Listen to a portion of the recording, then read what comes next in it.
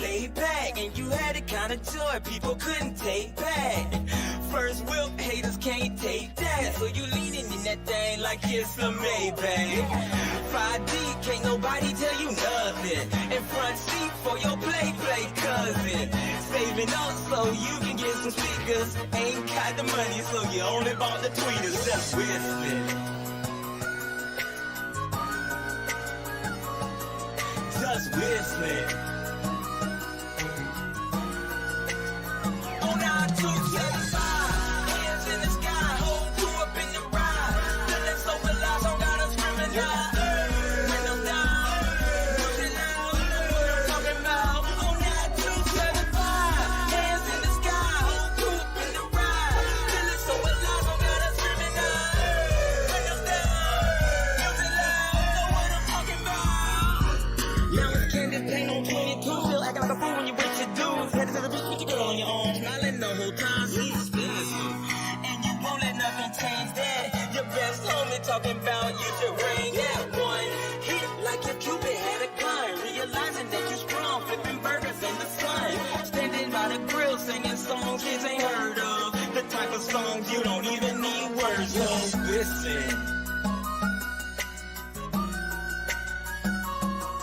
just listen.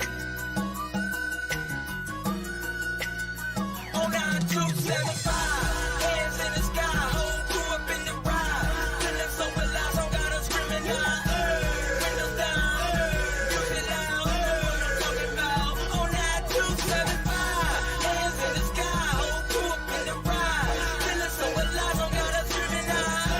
Windows down, music loud, you know what I'm talking about.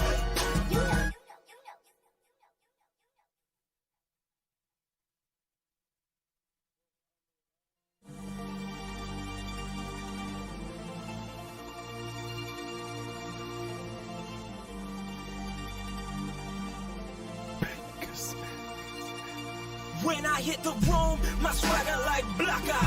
So heavy metal, so I must be a rocker. Guns in motion, striking poses on some mother. You ain't notice, I'm so focused on my God. Ain't no way that I could blow this. Swagger counts swole, I'm a swagger billionaire. And I get it from my daddy, swagger trillionaire. He draw it from the words, so no swagger can compare. When you talk like this, then people tend to stare. So my suit game stay right, whip spandex tight. Christ got me so bright, I'm doing so with no light. And I'm flyer than Air Force One. Rap the king like a king till kingdom come. Swagger on 10, going on 11. Holy Ghost feel, focused on heaven.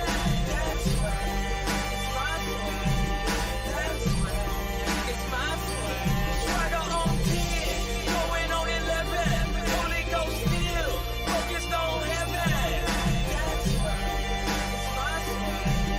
That's right, it's my swag. My swagger on a trillion. Ain't no better feeling than the beat. Call to speak truth to men, women, and children. I'm on my job and I will not stop. Shooting off like a rocket, so that means I'm destined for the top. For God I rock, and there ain't no way around it. Peace in God, I'm so happy that I found it. Swagger so fly, but yet I'm still grounded. Repping for my God, and you know the soul surround me. It's just the God in me, and all this right here is God's property. Since birth I've been called to rep faithfully. This right here will save millions. Just wait and see. Swagger on 10, going on 11. Holy Ghost feel, focused on heaven. That's right, it's my swag. That's right, it's my swag. Swagger on 10, going on 11. Holy Ghost feel, focused on heaven. That's right, it's my swag. That's right, it's my swag. My swagger is my confidant. See how much I get when I'm standing in his ambiance. It can only be Christ that's got the boy like this. See it take a second life to be pressed like this. Mike Jordan in the fourth quarter can't miss. Take the game from the devil cause it ain't his. Take the battle to the devil with my angels. Eating blows to the body like I don't know what pain is. Going on 11. Holy Ghost feel, focused on heaven. That's right, it's my swag.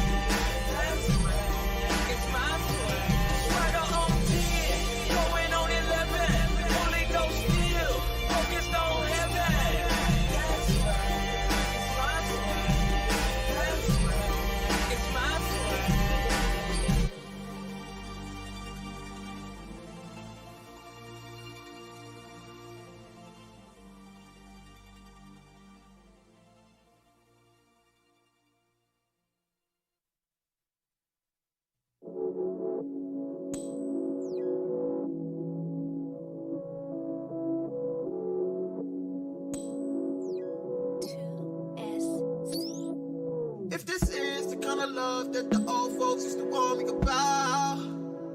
Yeah, I'm in trouble. I'm in real big trouble. If this is the kind of love that the old folks used to warn me about, I'm in trouble. I'm in real big trouble. Someone please call 911.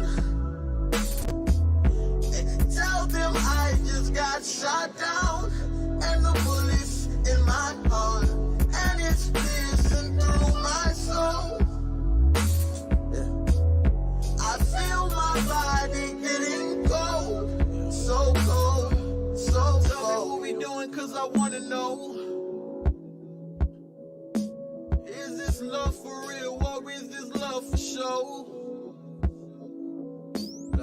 Cause I was warned about these late nights and deep waters with these gray whites. All is fair in love and war, so they say. Some man right here, I swear I should've looked the other way. You've been exposed by nobody else but you though. You know, disappearing acts like Pluto. Swear you had me gassed up. Even let out a few things I kept glassed up. Now I'm talking to my youngin' like, boy, you better love slow. But if she love you like you love her, never let go. Love slow. Listen. Love slow. Listen. Yeah. Watch who you let in, boy. Your victims are a hassle. Your body is your temple. Make sure you guard your castle. Guards up. Protect yourself at all times, son. Show love, but don't depend on others showing you none. Love is everything, which can make you feel like nothing if you lose it. Yeah. Heartbreaks feel like a killer, boy. So be careful in your choosing. So be careful in your choosing. Someone please call 911. Tell them I just got shot down, and the bullets in my heart, and it's piercing through my soul. I feel my body getting cold, so cold, so cold. Mama said pray, Pastor said pray. The horoscope I read said today would be the day. Oh my, what a waste of ink, what a waste of time. Reading something general, trying to make it align. So I'm praying to the Lord like, what up? What up? I know this ain't the love that I read up on, stayed up on, prayed up on. Something went wrong in a perfect world, the clouds will part now. Either I would go up, this is the kind of love that the old folks used to warn me about. Yeah, I'm in trouble. I'm in real big trouble. If this is the kind of love that the old folks used to warn me about, I'm in trouble. I'm in real big trouble. Someone please call 911. Tell them I just got shot down, and the bullets in my heart, and it's piercing through my soul. Yeah. I feel my body getting cold, so cold, so cold.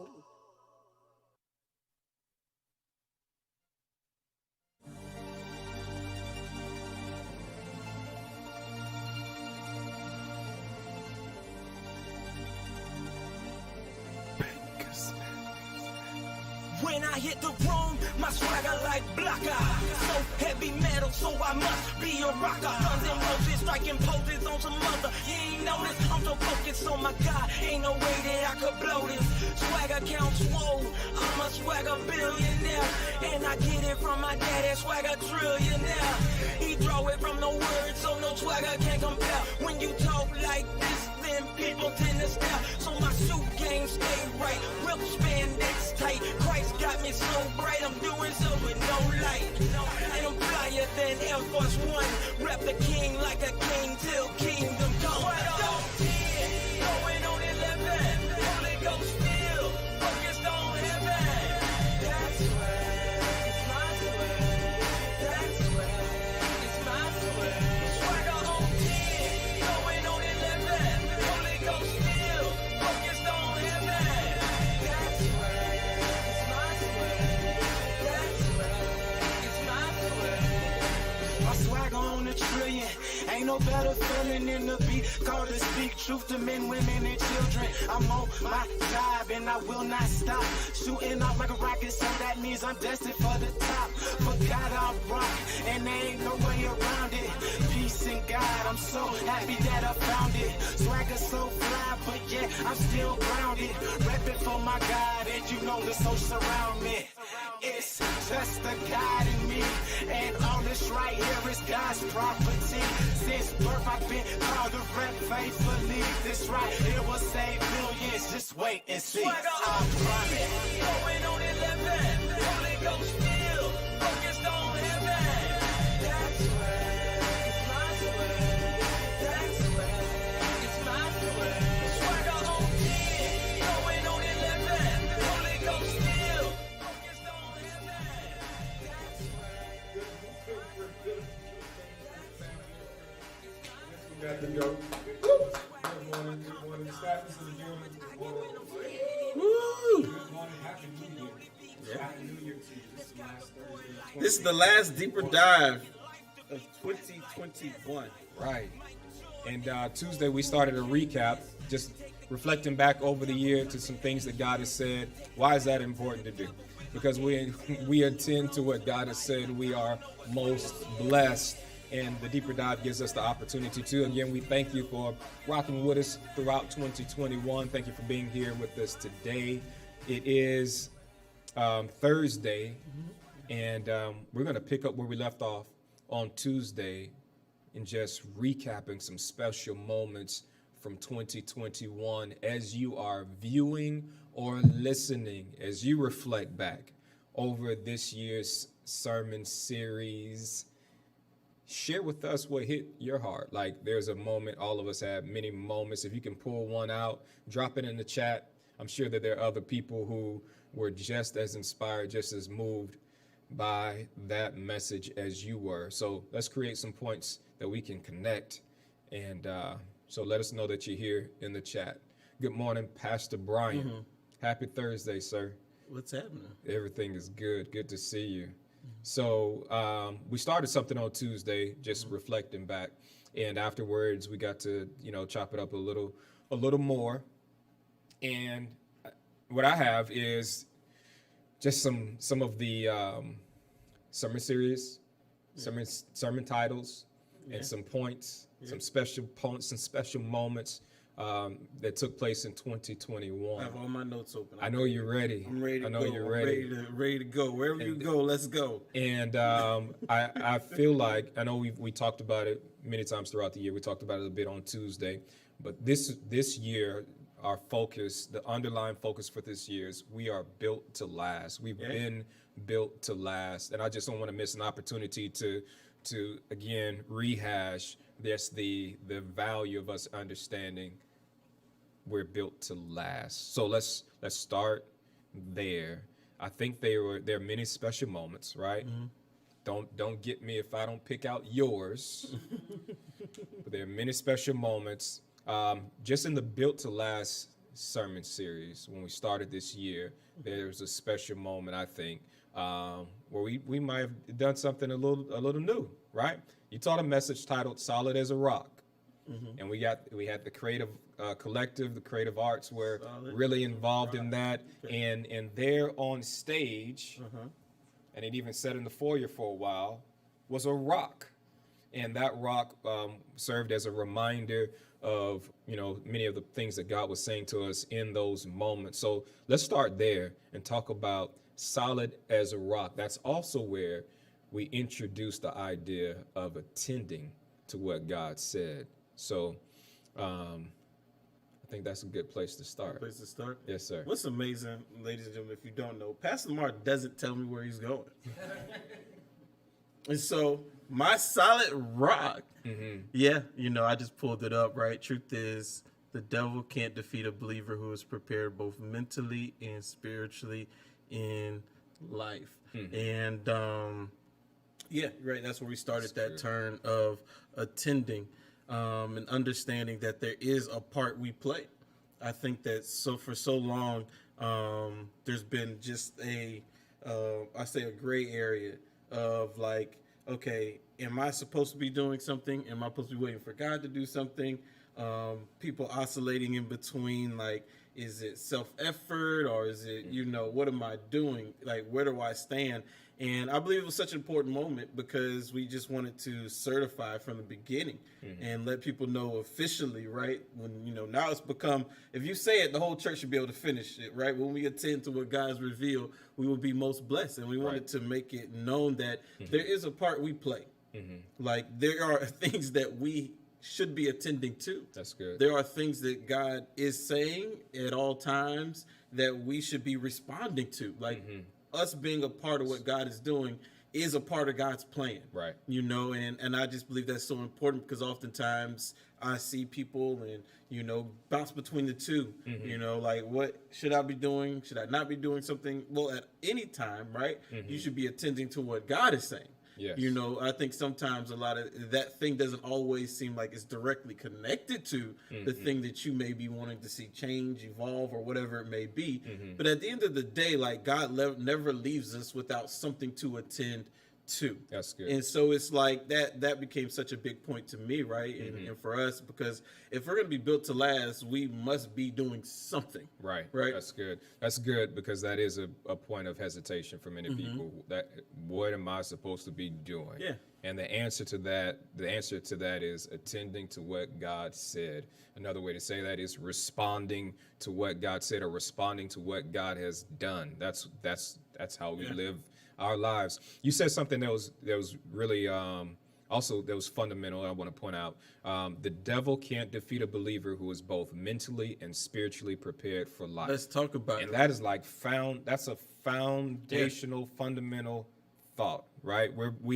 Our desire is to be both mentally and spiritually prepared for life. Yes, and I think that and we spent almost end of the year there, right, in the Mastermind series. But we spent time periodically throughout the year talking about our mental condition. Yeah. And I think so often as believers, we ignore that part of us. We ignore that, I don't know why, but we it's like we don't see the relationship between the two. When the Bible clearly tells us that we are to renew our mind to the Word of God. And I know Pastor Deborah even did an example. You were in the example. Yep, You and I remember. Pastor Yanika was there on stage, but she did an example showing the relationship between our spirit, soul, and our bodies, and how these are things that are functioning together. And so often I know as believers, it's so easy for us to focus on the spiritual aspect of things, but not really take proper inventory of where we mentally are standing. Like, and to you got to know for certain that that will set a limit, right. Your mind will set a limit on what is spiritually taking place in you, and your spirit is there to renew your mind, right? And the Word of God is there to come alongside to help in the renewing of your mind, and it's letting you know that your mind will set a stronghold. Your mind will put a cap, like your mental ability to process things, your ability to process things will do that. And so we have to not only focus on or think about growing spiritually, but we have to say, what is the state and the condition of my mind? Right. And understand that when these two things come together, right, Satan has no way. That's good. Right? Because your spirit, that gift from God is perfect, right? Yeah. It's full of all the things we need to succeed. And so it was something that we talked about early and we talked about often was, what are you thinking? Yeah. The Bible gives many references to the heart. I think the heart, when it refers to the heart, it's talking about the core of us, like the place where our spirit, our soul, or our mind meet. Like that's the core of you. That's your heart.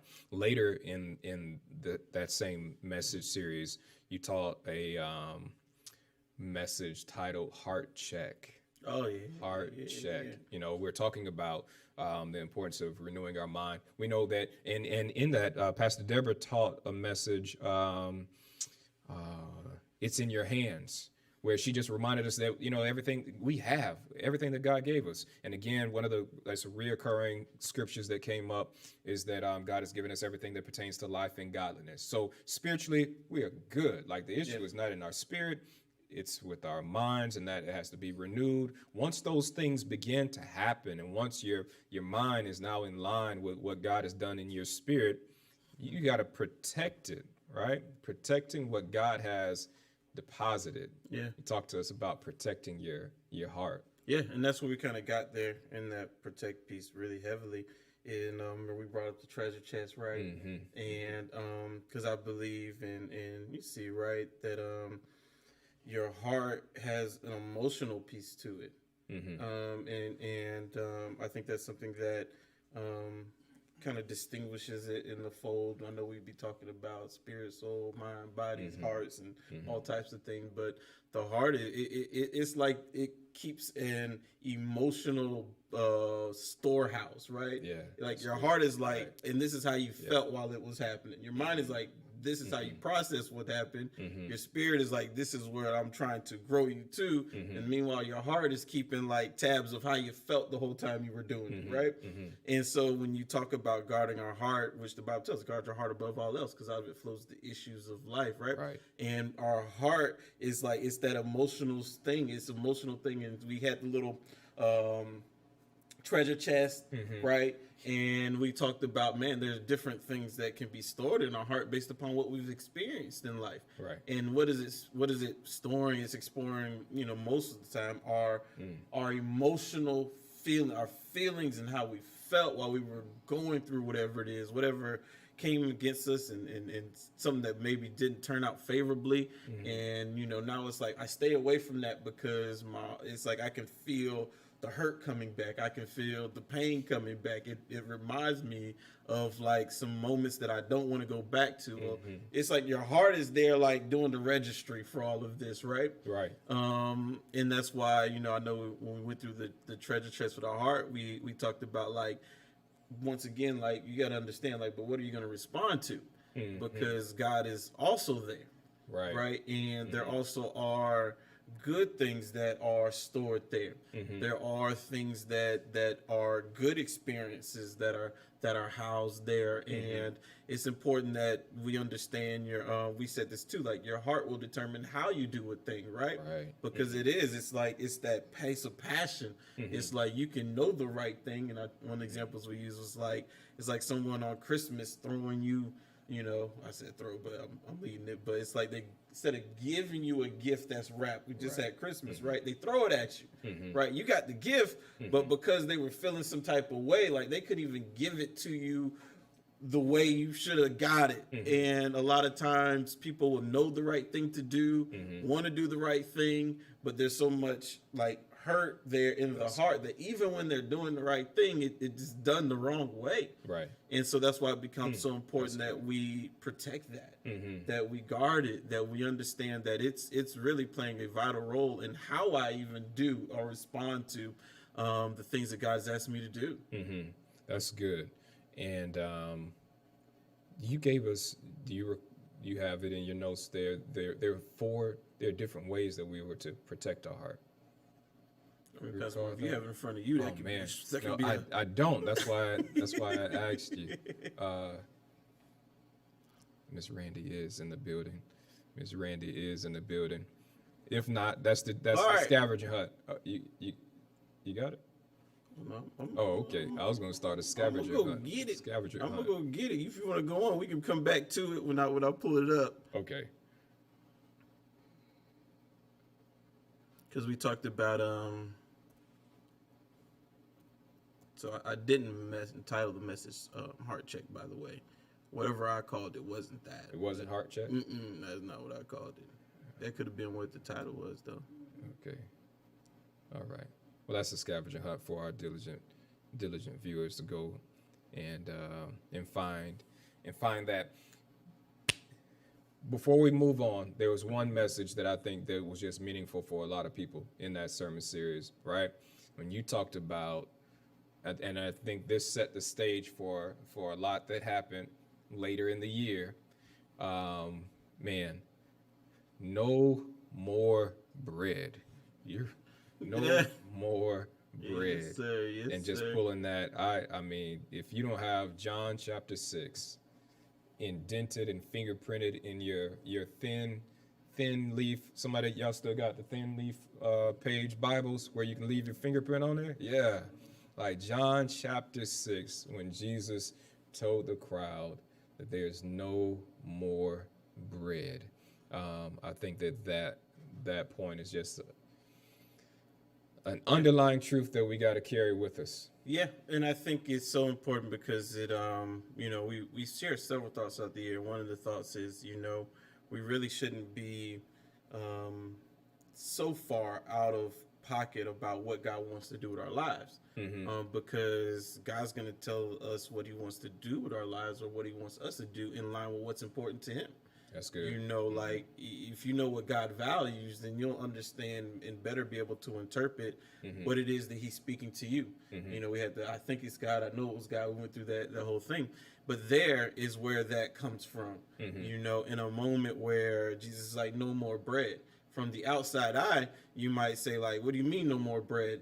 People are being fed. This is a good thing. Right. But when you understand what Jesus values, and when you understand what God values, and when you understand what His will is and what He wants to do, you can absolutely see how in that moment He'd be like, no more bread. Right. Why? Because there's a misinterpretation of what it is that I've come to do. And the mission and the goals that I have are not being accomplished in this way.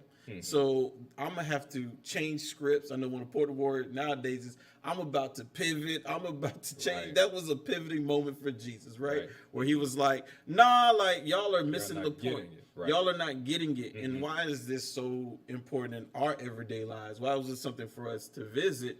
It's simply because a lot of people are at places where they're trying to repeat things, trying to continue things that are yielding no more fruit. They're not yielding the results that they once did.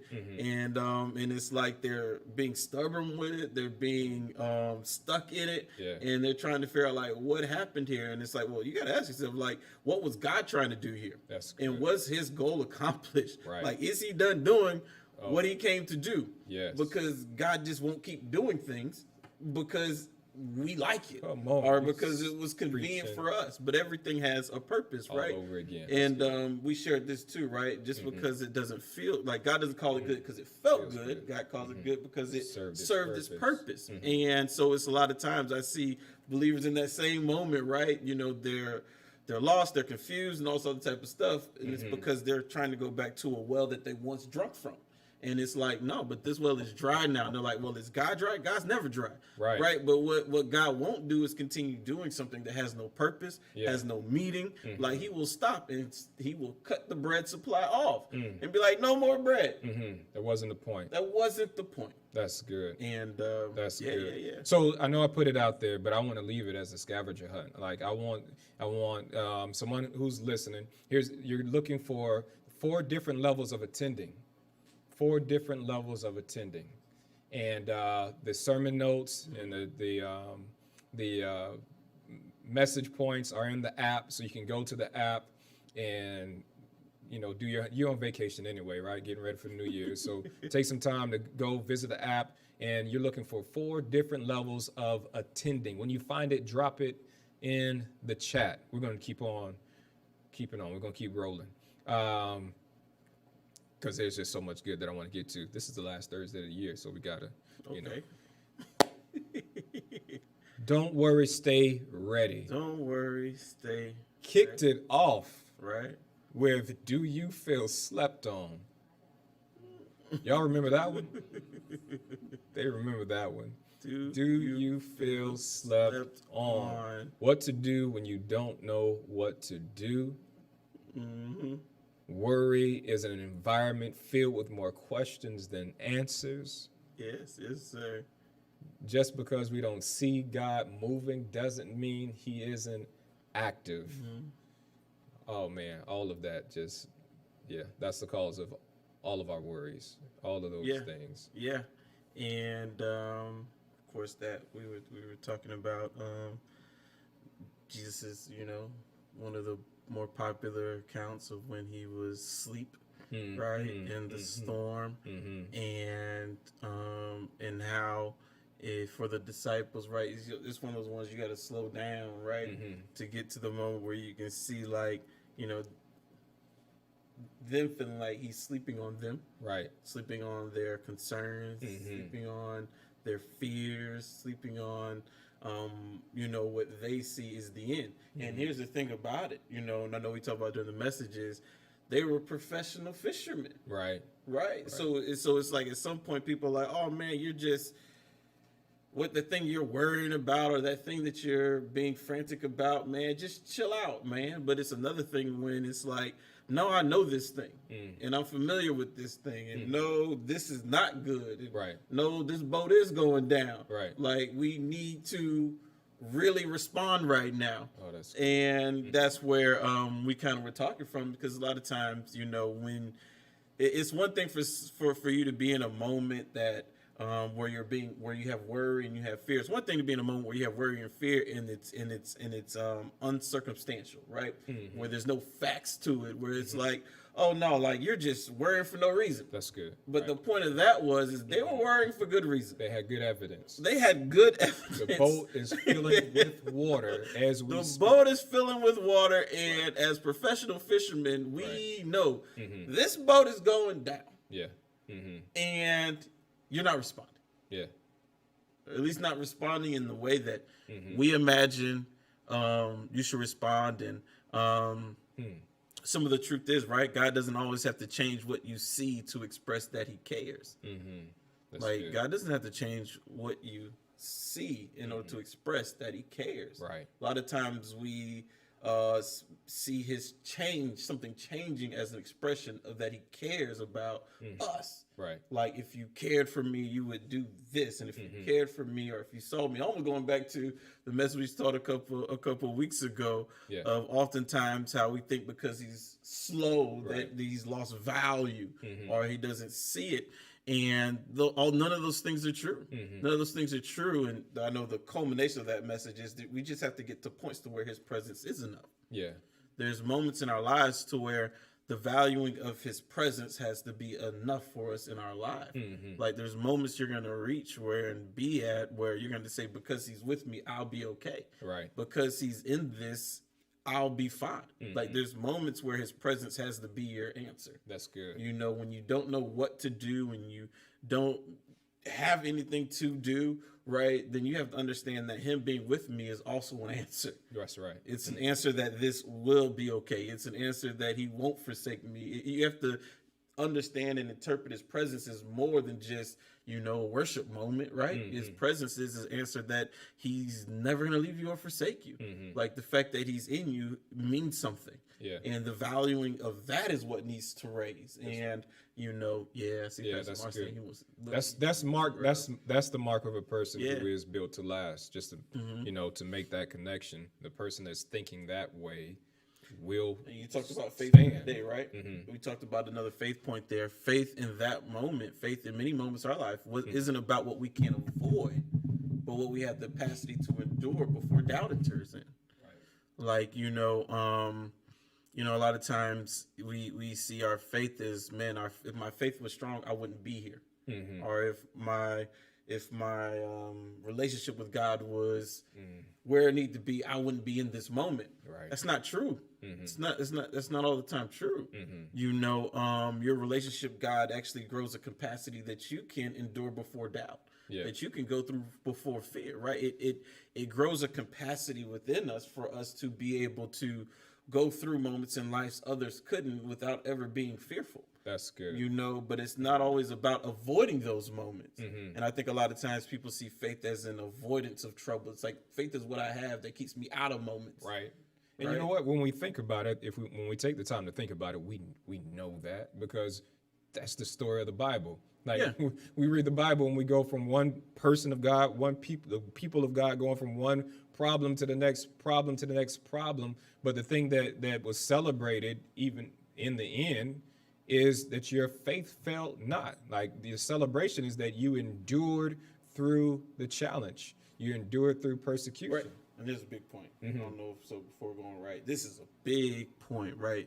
oftentimes you ask me what if we could have talked about something more. What would it be? What would it be? This is at the bottom of the notes that we said a little bit, but we didn't go all the way in, right? And it's a teachable moment, right? A good leader is always looking for opportunities not to simply lead you forward, but to teach you forward. You know, oftentimes we just want instructions to go forward. Yeah. But good teachers want to teach you forward. Right. They want to teach you forward, not just say, hey, Yeah. you turn right. Right. But before they even talk about turning right, they want to have a teachable moment. Right. And that's what is even revealed there, right, in that moment, because the disciples' response was, who is this man? Which revealed that there were things about Jesus that they had not even learned yet. Right. And so you see Jesus now taking this moment to teach them forward, not just lead them forward. Right. And he starts to go over like, well, what happened to y'all here? Right? You know, what's going on with y'all? And many times, I know in my life and many believers' lives, we're just wanting to get out of a situation, but Jesus just wanted to teach us out of it. Yeah. He's wanting to grow us out of it. And so it's like there's this moment where we're being grown in the midst of a situation, Right. because his ultimate goal isn't just for you to get out, but for you to grow out. And so it's like, man, why is this happening? Why am I here? Well, because he's wanting to build you out from this. Right? Not just get you from this, right? He's not just trying to stop the storm, but he's wanting to show you him in the storm. That's good. And before you get out the storm, most of the time you got to pause to see him in the storm. Right. And he was like, I just want you to know that I'm in the storm too. Yeah. We'll get out. Right. Right. That's good. Good stuff. Let's see. Man, so there's so many good points, right? I took notes and then I highlighted the good ones, and I got that's this stretch of highlight, right? I can't skip over this, right? Because it was a special moment. Within that message series, we talked about, you know, just the underlying theme of it was just don't quit. Like, why quit can no longer be an option. Making quit hard again. Yeah. Making quit hard again. Which was the lead into, right? I don't know where we stay, or not, to death do us part, right? But yeah, making quit hard again, right? And, you know, big moments from that, right? Big moments from that is understanding, like it's, and this has a lot to do with us as a body. I mean, like Revealing Truth Ministries and the people called here is we are generational thinkers. We are legacy people of legacy, and quit can't be in our vocabulary, right? Because that is the end of generational building, right?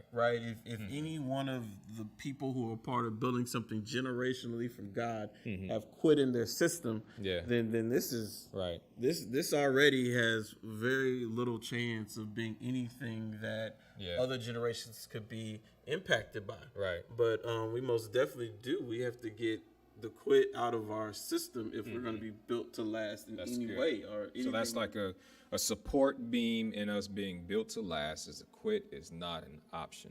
Quit's not an option. Right. That's good. Quit is not an option. Can't be an option. Right, because it's impossible to be built to last when you're programmed to quit. There it is. Yep. Good stuff. Let's see here. Oh, okay. Wow. Father's Day. Was in that sermon series. Father's Day was in that sermon series. And you remember the message title? That's one man down. Man down. And it has an asterisk next to it because it was made known that it is, even though it's Father's Day, it was a gender neutral message. Fathers, mothers, any person can find themselves in this situation. But man down gave us the opportunities to have some conversations at home, and that was a special moment of clarity, vulnerability. Right. There's some introspection in that moment. Yes, sir. So definitely something that we all can go back to and even revisit if necessary. Right. I think the thing that, which we said man, but it really is gender neutral, right? But we said an offended man is a limited man. Right. Right. But in general, offended person is a limited person. Yeah. That's what I mean by it really is. But in that moment, going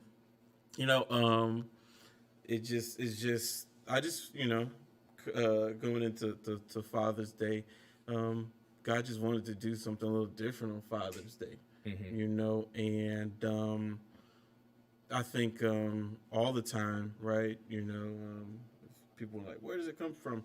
Like, God, what can you use me to say in this moment that will help move things forward? And that's where that message just really came out of, is to, like you say, spark a conversation that's actually very difficult to, to start or to open up, and really just start a moment that could continue. I know most definitely it did just that, right? I had many men and women, both married and single, right? Say, no, I most definitely started a conversation, and it was a good conversation, and we got to talk about some things that we don't ever really get to talk about, Right. And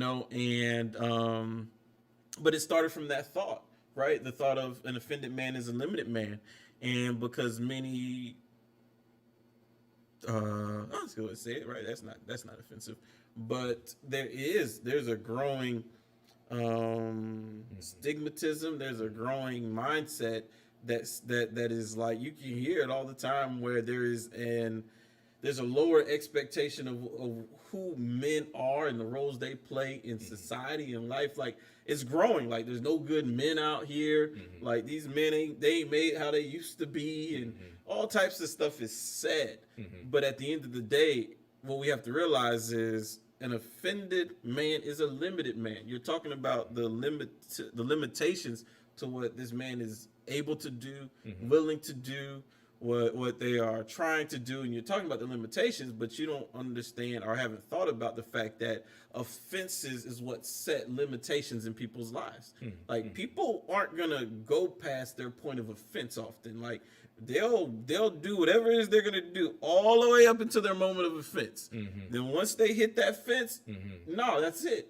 Like, and it's almost going back to earlier conversation, how we talked about how important the heart is, right? Because it's there, right? And it's gonna set limitations. It just is gonna stop it. So that's where we kind of start from. Like, if you're talking about what this man won't do, have you happened up a conversation to ask him, what has he been offended by? Yeah. Like, what is he holding that he has yet to even talk about?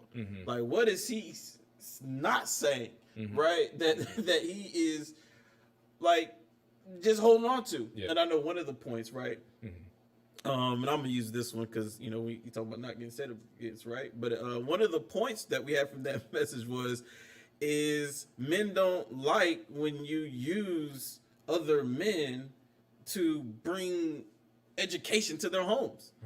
Right. Like, just say you heard something good. Yeah. But if you are constantly trying to motivate your husband, your son, or whomever, a man, by telling them what another man said that they should do, like, you have to tread lightly. Yeah. And definitely don't practice that consistently. Yeah. Right? Because that's not gonna be a go. Right. Like, it's gonna all this breaks. It's gonna break down. It don't matter if the information is good. Right. And we talked about, like, no, but it was good. It doesn't matter. Right. Like, that's on a point that sets offense in a man that will limit their willingness to actually respond or be who they called to be, because at the end of the day, they'll stay quiet about it. Like, they won't talk about it. They'll just be annoyed on the inside, and you'll be like, well, why ain't you do the good thing we've been talking about? And really, they're just saying to themselves, because I refuse to let another man run my house.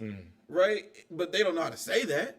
Right? They just sit on the couch and just watch Monday Night Football. Like they will do that. And so that was just one of the points from there. We're saying like, what's something that we can all do, you know, that you can be a part of is just monitor that. You know, monitor where you're sourcing the stuff you're saying from. Like, you know, yeah, we know it's good, but for a lot of men, like it becomes a moment of offense for them. You know, and I'm not gonna ask men in this room to testify, but they would testify again, like they testified on that Sunday, like, no, I don't like it. Yeah.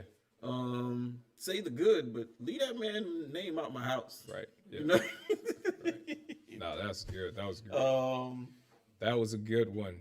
And since, you know, we just mentioned offense, just another special moment.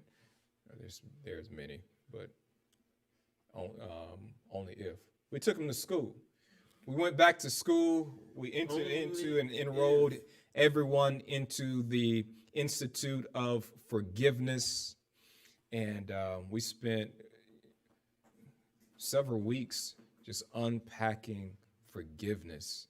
And there's some great messages that came out of that message series, from understanding undeserved blessings to forgiveness being an attitude, love for my enemies, let it go. That was from Pastor Deborah. Yeah. Peacemaker. I'm gonna throw one at you. Right? There's a message that didn't get taught. You want to talk about it? We're here to talk. It might not be over yet.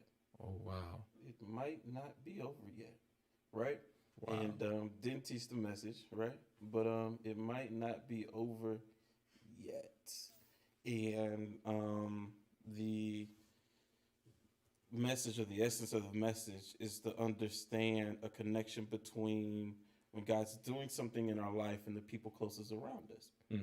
And oftentimes, right, when God is doing something or about to do something, or something is about to happen, you know, or God is, like, the momentum is growing, how we have to be very aware of the people closest around us. That's good. Because a lot of times when Satan can't get to us, he'll use the people around us. And the title of the message was, it might not be over yet, because a lot of times we end relationships because we're not recognizing the atmosphere of that relationship. And one thing that, you know, I try to live aware of is a particular moment that when this takes place, you have got to be on your guard. And that's before God shares vision and after God has shared vision. Like, those two moments are critical points to where we can misinterpret the relationships closest to us, because it's and I'll you know, it's taught from Matthew 16:21, right? And I'll read it, right? So there's more context so I didn't teach the message, right? But from then on, Jesus began to tell his disciples plainly that it was necessary for him to go to Jerusalem, and that he would suffer many terrible things at the hands of the elders, the leading of the priests, and the teachers of religious law. He would be killed, but on the third day he would be raised from the dead. What was Jesus doing here, right? This is the first moment Jesus shared with his disciples what his purpose of his life was. This is the first time he had openly discussed with them what God was doing. It's the first time he told them, hey guys, this is what we're doing. This is what I'm doing. And this is what's going on. It was the first time he did this. It's in that same moment, but Peter took him aside and began to reprimand him for saying such things. Heaven forbid, Lord, he said, this will never happen to you. Jesus turned to Peter and said, get away from me, Satan. You are a dangerous trap to me. You are seeing things merely from a human perspective, not from God's point of view. Then Jesus said to the disciples, if any of you wants to be my follower, you must give up your own way and take up your cross and follow me? Right. What are we watching? Right? You could pretend like these two things are unconnected. Like you could pretend, but it's not true, right? You could pretend that the moment that Jesus shared vision for the first time is unconnected to when Jesus got influenced by Satan. They're not disconnected. They're very connected. They happen to be how Satan loves to operate. Like he loves to, as soon as you get like momentum in your life, as soon as you had your come to Jesus moment, as soon as you can see things clear, as soon as like everything is like, I am ready, I can see it. Wait for a Peter. Right. There's a Peter gonna pop up. Oh man, that's good. But don't misinterpret Peter. Yeah. And that's what I see a lot of people do. They start cutting Peters off.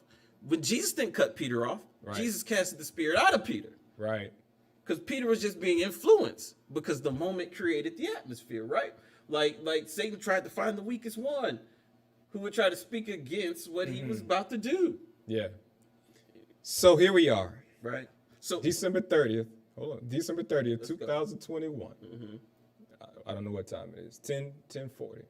This is a message that wasn't a part of the message series, but we're getting it right now. And what you're pointing out is that we should have our eyes open from this. Matthew 16:21. We can have our eyes open when God places something in our heart and we begin to communicate that thing, or when God, whether it be vision or your new, the new you, God brought you into a new space. everybody gonna feel new. Everybody feeling new. Their newness is growing as the countdown is coming. Right. Right.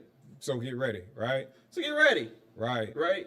The moment created the atmosphere. The moment of just sharing this new thing that God is doing created an atmosphere for the enemy who's opposed to the plan of God. Boom. There we go. Now all he's doing is looking for somebody to use in order to slow it down. Yeah. So whoa, hold up now, because there's a whole lot here, right? There's a whole lot here, and it's so important because title message was it might not be over yet. Right. And the reason why I was titled that way was for us to rightly be able to perceive what's going on with the people around us, right? And so I put in these little questions, right? Did that person, you're like, man, like I share with them and this is happening, God was doing something in my life, I started saying this person just started tripping. Now, mind you, I'm talking about somebody close to you. Right. I ain't talking about randoms. Peter was in the crew. This is an essential person. This is an essential person, right? And you're wondering, like, man, because this is culture thought. Culture thought is cut them off. Right. Cancel. Like, you must not be for me. You must be against me. I just told you the whole plan, and now you ain't get it. You don't understand me. If you knew me, and like culture says, like immediately get rid of that person. However, as a believer, we got to ask ourselves a question because we have an enemy. And our enemy is not beyond using people closest to us to try to influence us to go the wrong way. Right? So, question number one, did this person start going sideways before or after you shared vision? Because if they was cool before you shared vision and they started tripping after you shared vision, this person is being influenced. Like, the relationship might not be over yet. You got to make sure that they're not being influenced. Because vision and the sharing of vision is a triggering point for opposition to come. Right. But opposition will flow through those who can get to you. Right? Next question, right? Are we upset over a matter of miscommunication or disrespect of who I am? Right? Like, are we upset because we're miscommunicating? Because there's moments throughout you're going to have moments of miscommunication with people that are close to you, love. Or did this person disrespect who you are? Right? And what I'm saying is, there's a line. If it's just a matter of miscommunication, then this might not be over yet. Yeah, say it over again. Say it over again. Right. If this person is disrespecting who you are, then of course that could cause trouble in your pursuit of what God's doing. Right. Because now there you have someone in your atmosphere who's degrading you daily. and that's not going to be good for your growth. But if y'all are just missing communication, right? Right? But you hear it here. Peter said, heaven forbid, Lord. He was still recognizing him as Jesus. Right? And it's so we have to be careful because we're cutting people off for matters of miscommunication when they've never disrespected who you are. Right. And you have to pause and say, man, and even in those moments, sometimes just ask the question like, man, but what do you think I'm capable of? Who do you think I am? Right? Miscommunication will come, right? Then the last question has, miscommunication are agreed upon goal, right? Misexpectations are agreed upon goal. Are we in disagreement because we've missed expectations en route? Are we in disagreement because we officially have two different end goals? That's good.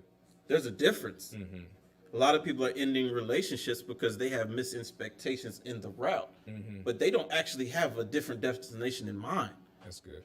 Like, and you got to pause and be like, okay, before I think that you're against me, before I think that me and you got to excommunicate or whatever that may be, you got to be like, let me break this thing down. Are we in odds in our journey, or have we actually changed different end goals?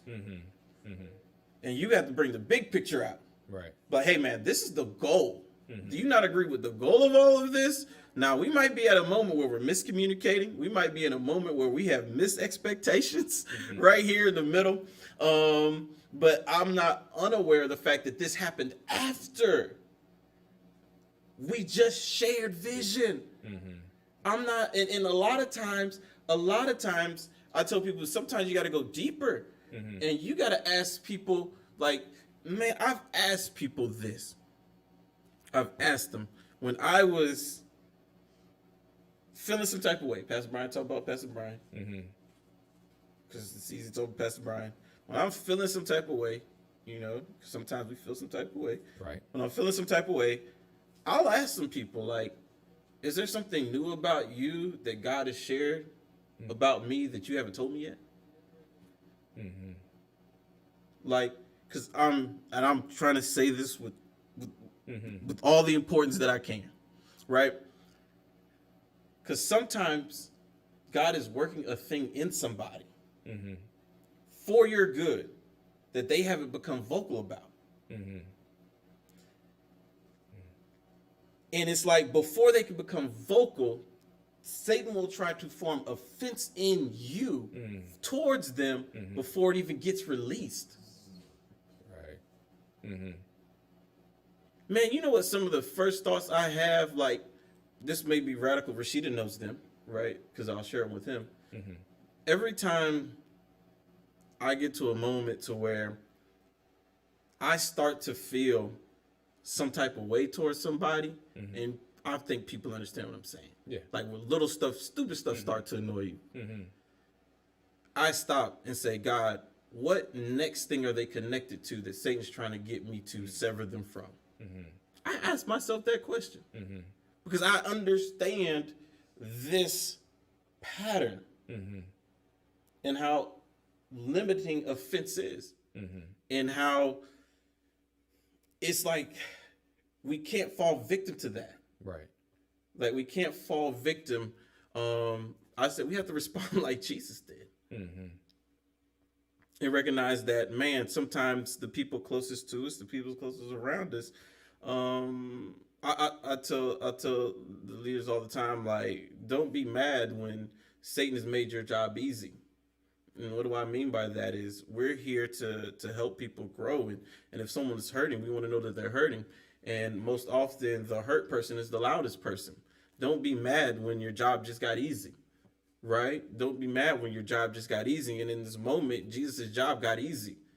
His job got easy because Peter spoke up. Yeah. But it wasn't about Peter. When he addressed the issue, he actually went to all the disciples and he let them know a new standard. He said, listen, guys, if you're going to walk with me, you're going to deny your flesh daily. Peter had a flesh moment, but the flesh can't rock with the spirit. And so he said, listen, Satan, get out of Peter. Hey, Peter, new standard, not just for you. It wasn't an isolated moment. He brought all the crew in. He said, hey, guys, we can't be living by our flesh in this path because it will cause us to say things and do things that are against what God is doing. And so we have to deny our flesh daily, right? He set a new standard because he realized this is the pattern. And that's what I'm trying to say right now, right? We have to set a new standard with our relationships because there is a pattern to how Satan tries to work against what God wants to do through us and with the people around us. And what he loves to do is try to plant offense and opposition, and we have to be smarter than that, especially if we're going to be built to last. Right. If we're going to be built to last, we got to stop rejecting people because they're not doing what we like. That's good. Like we talked about that too, right? During one of the series, right? Like one of the biggest, the only thing is, right? Like it's impossible for us to be built to last or build anything of legacy if programmed within that thing is the ability to quit easily on people. Right. Like, and unfortunately, that is society today. Yeah. Right? We will easily quit on people, walk away from people, detach from people. We'll do all, like, it happens so easily now that it's hard for God to do things generationally. I'm just making it plain. It's hard for God to generationally build because we're so programmed to be offended easily. And walk away.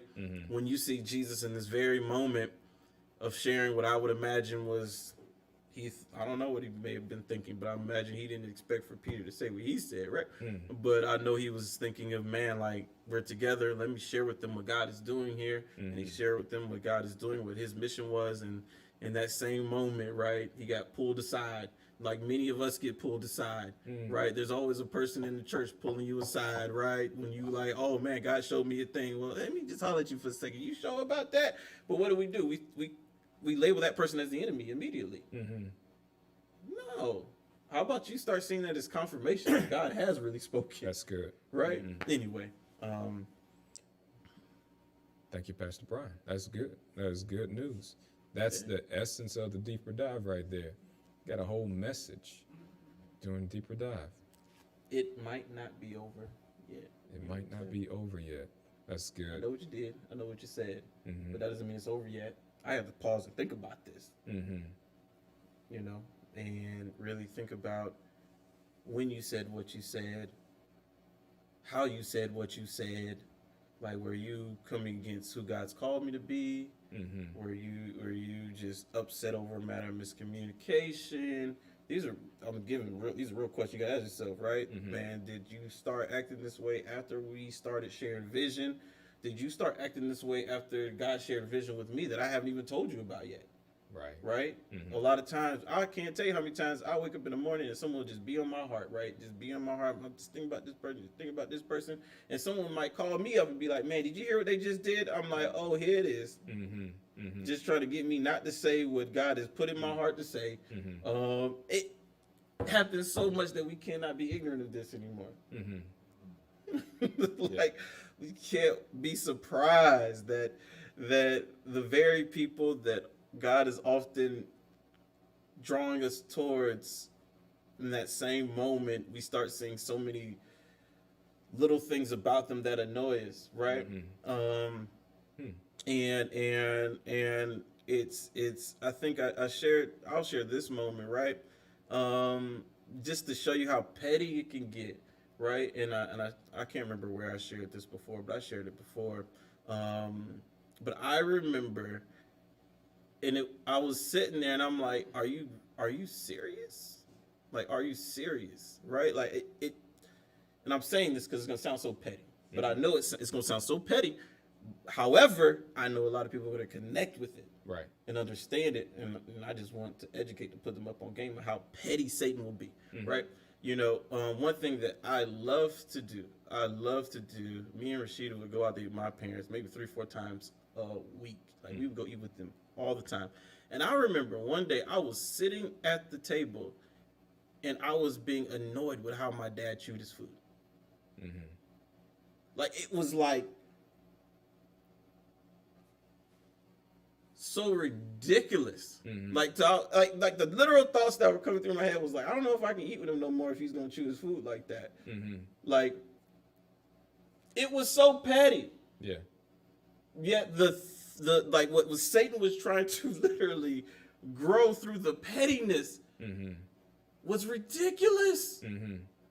Like he was literally trying to get me to run with the thought of not going to great fellowship over how you chew your bread. Right. Yeah.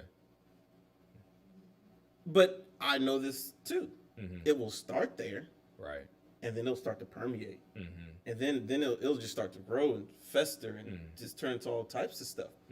And a lot of people are really literally have cut people off from their lives, and it started from something so petty. Right. Something so small, something so insignificant in the grand scheme. And like we can't be that predictable.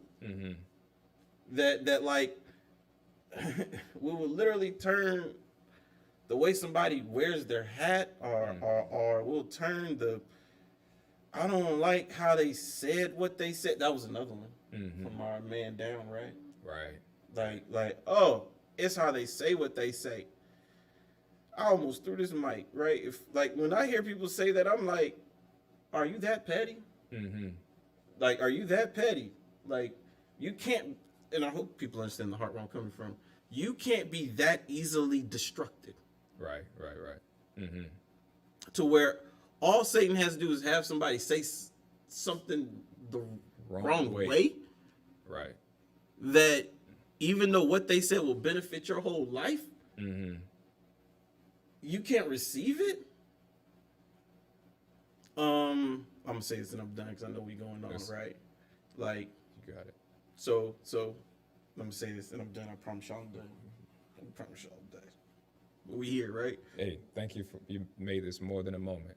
So and I pray that some way, right? It's, anyway, but it's God's pattern.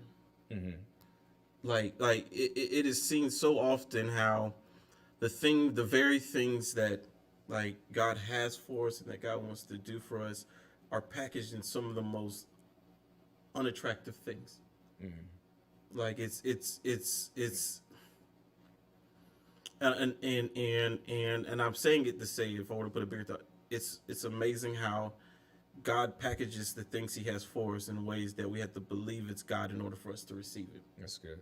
Like there will be nothing that makes you of your flesh respond. Like, and that's what I'm saying. So often we allow the petty things that annoy our flesh to block us from the spiritual things that are building us. And it's like, you just got to get to the point to where, like, if it's building my spirit, it doesn't matter how it's annoying my flesh, right? Right. If you continue to think that it has to please my flesh and my spirit for it to be good, you're not setting a good pattern, right? Some of the most important things in my life came through things that my flesh didn't enjoy, right? That it didn't receive, and sometimes it's just as petty as the little things that you don't like when people smack when they eat. You don't like when people, I don't know, turn without putting on their signal. Like I'm just thinking of some things that people have within their own mental makeup. Right. They have nothing to do with life and godliness, and have nothing to do with the condition of their spirit. They're just preferences they live life with. They're pet peeves, and how. Thank you. That's the word I'm looking for. Now I can end like. Like your pet peeves, man. Like you can't be so immature that your pet peeves will keep you from what God is doing in your life. Like when we think about, I'm gonna say this another way, then I'm done. We use the word crucify your flesh, right? Which we know how important that is. But it's like we think of like, this grand thing. Right. Instead of thinking about, oh no, that includes your pet peeves. Yeah. That's the things that is really gonna throw you off. Like you think about, I have to crucify my flesh. God told me to move to Texas, and I don't even like barbecue like that. But let me crucify my flesh and move to Texas. Wait a minute, boss. Like you're way out here. Like what God more practically is saying is, don't allow the way somebody choose their food to stop you from fellowshipping with them. Right. How about you crucify that? Wow. Right? I don't like rap music. So Right. the fact that he raps means that even when he stopped rapping, I don't listen to him.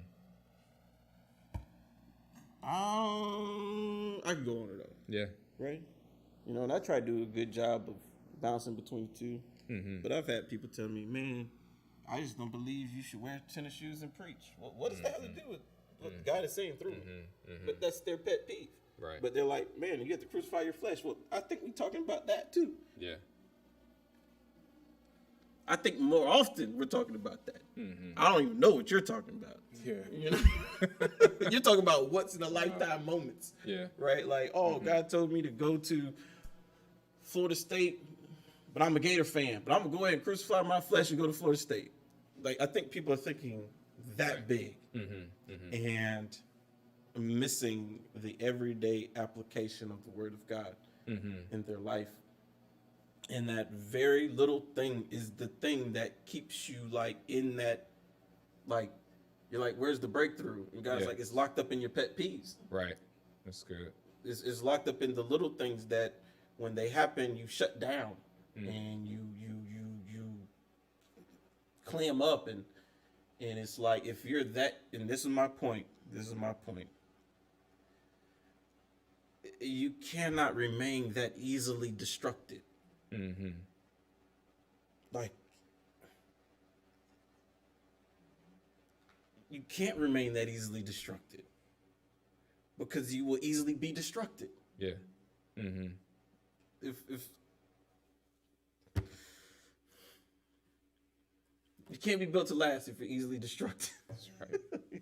Get me out, Pastor. This is great. Wow. This is good. This is good. Y'all agree? It's good. I'm fighting. It's, But I think the point is made.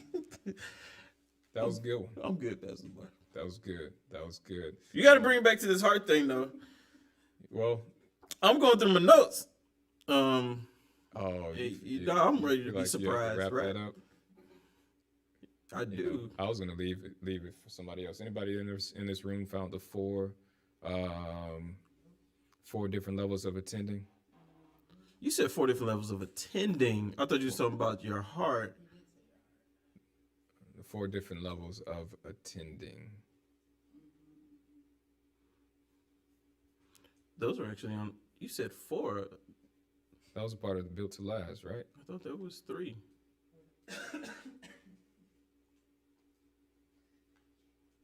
Pastor Lamar added a 4th Maybe. and called it something else in his own. Maybe. We'll. Because we have process, the approach, and but that's not what I see where you're at. And I was thinking, like, is he talking about this? But it's not called that. But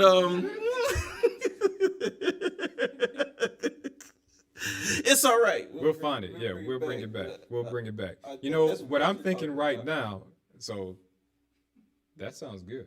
But I'll find That it. sounds good. Yeah, Mama's we'll calling find me. Mama. What I'm thinking about right now is, this was Thursday's deeper dive. All right. Last one for the year, kinda, because during the New Year's celebration, Yeah. which is tomorrow night, Yeah. 9:00. You don't want to show up here at 9:00, right?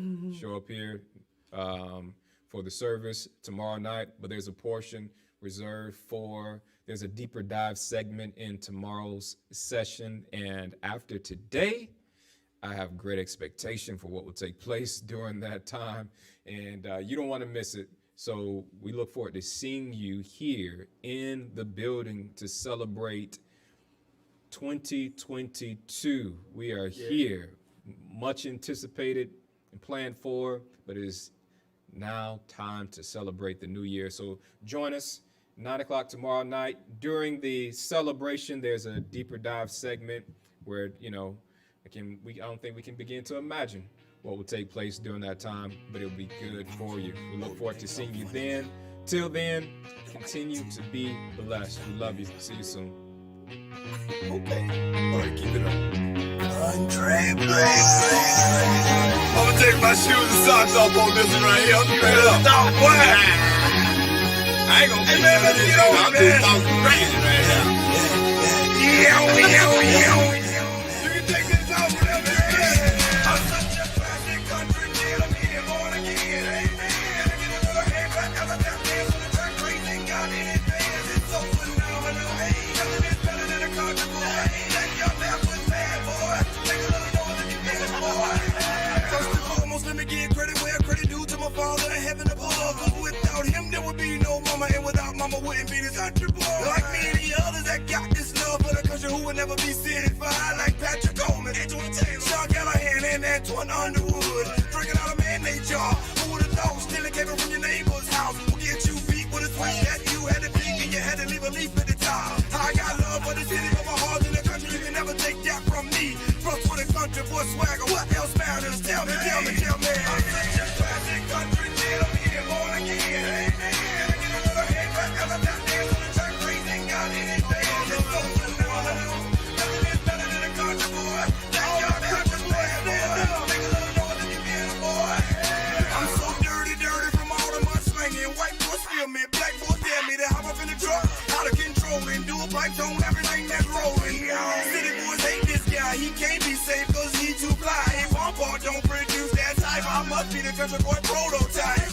But the boy clean up nice, walk by the mirror, made the mirror look twice. Many say they like that country boy twang, but I think it's just a country boy. I got love for the city, but my heart's in the country. You can never take that from me. Close with a country boy swagger, what else matters? Tell me.